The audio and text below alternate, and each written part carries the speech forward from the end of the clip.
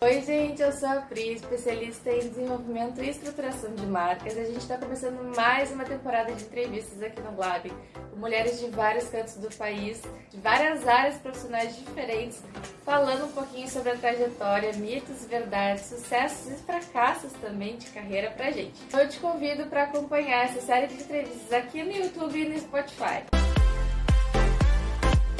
Temporada, dá aí as tuas indicações de filmes, séries, livro, podcast, o que for. Bom, tem algumas. Pensando até nisso que a gente está falando agora, de saúde organizacional, eu acho que é muito interessante dar uma olhada nos livros do Byung-Chul Han, que é, enfim, um filósofo, né, coreano, mas muito influenciado pela filosofia alemã. Um dos principais dele, que eu acho que as pessoas já ouviram falar, é sobre a sociedade do cansaço. Mas, para quem for da área do marketing, eu indico muito um que chama A Crise da Narração, que eu acho, assim, ele é curtinho, né? Todos os livros dele são bem Sim, todos curtinhos, assim.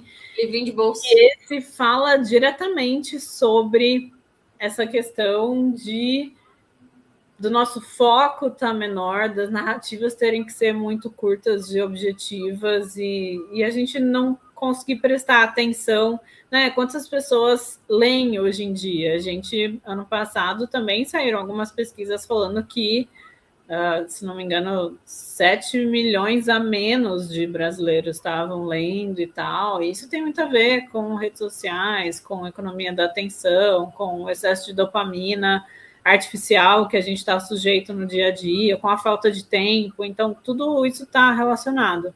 E aí, a gente passa a não produzir mais narrativas, sabe, enormes, assim, se a gente pensar, né, um exemplo que muita gente conhece, os livros aí do Senhor dos Anéis, ou né, do Game of Thrones, que são calhamaços enormes, assim, quem que consegue hoje em dia parar para realmente ler isso? Quem tem tempo, em primeiro lugar, e aí tem uma questão de gestão de tempo, que também tem a ver com tudo que a gente falou aqui, gestão de interesse e principalmente com o uso de inteligência artificial, a gente começa a terceirizar o próprio exercício de pensamento autônomo, assim.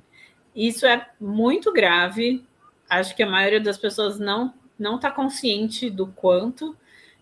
E o hábito da leitura assim, não é uma solução, mas eu diria que é um grande avanço para tentar equilibrar esses pratinhos, né?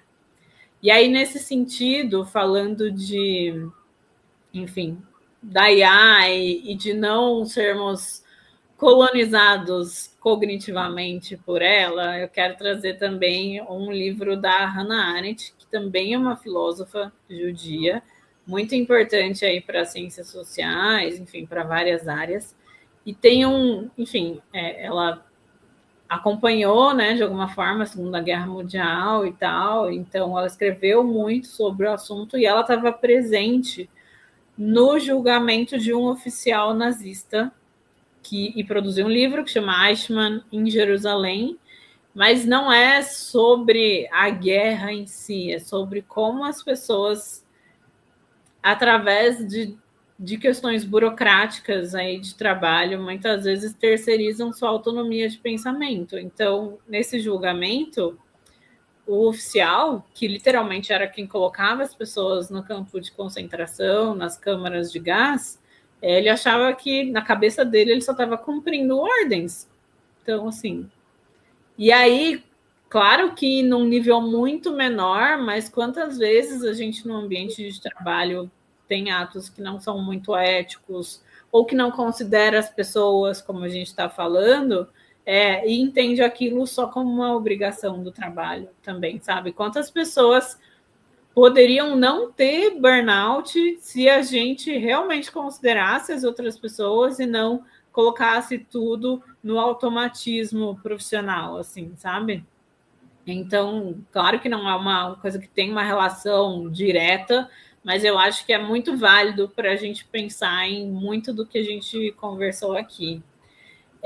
De filme, eu gostei muito de um filme que chama Dias Perfeitos, que é meio que o oposto, na verdade, porque ele trata da história de uma pessoa, um trabalhador japonês, que ele trabalhava na limpeza de banheiros públicos, mas a grande questão é você ver uma vida muito simples acontecendo, em que você não precisa ficar preocupada com tudo o tempo todo, não precisa estar ligado em redes sociais o tempo todo. Então, assim, é muito interessante para a gente também sair desse lugar de automatismo, de estar super ocupado o tempo todo, sabe? De não conseguir descansar, que é uma coisa que é bem comum hoje em dia. Então, eu realmente indico bastante. Ele está na Netflix agora.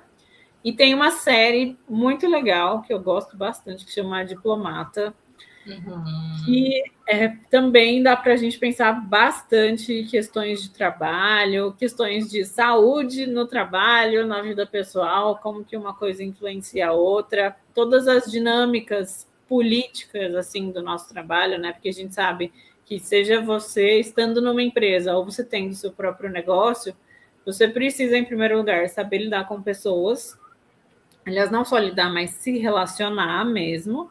E, em segundo lugar, tem questões políticas e não só técnicas que vão influenciar o trabalho. E, enfim, além dela ser muito engraçada, assim, tem momentos tensos, mas tem momentos que, assim, os personagens são muito cativantes, então é bem legal de assistir. Deixa eu ver se tem mais alguma coisa. Tem uma série que tá na HBO, se eu não me engano, que chama Assassinato no Fim do Mundo, que assim, eu nunca ouvi as pessoas comentando sobre ela, e é um dos motivos de eu achar que é interessante deixar essa dica, mas basicamente ela faz uma crítica bem interessante à inteligência artificial, às big techs, como que isso está reconfigurando o mundo, sendo que muitas vezes a gente não sabe quais as consequências de tudo isso, de, por exemplo, deixar tudo na mão da IA sem ter uma fiscalização humana, assim, sem ter um gerenciamento humano, assim. Então, acho que já dá para aproveitar o final de semana ou a semana inteira com essas dicas. E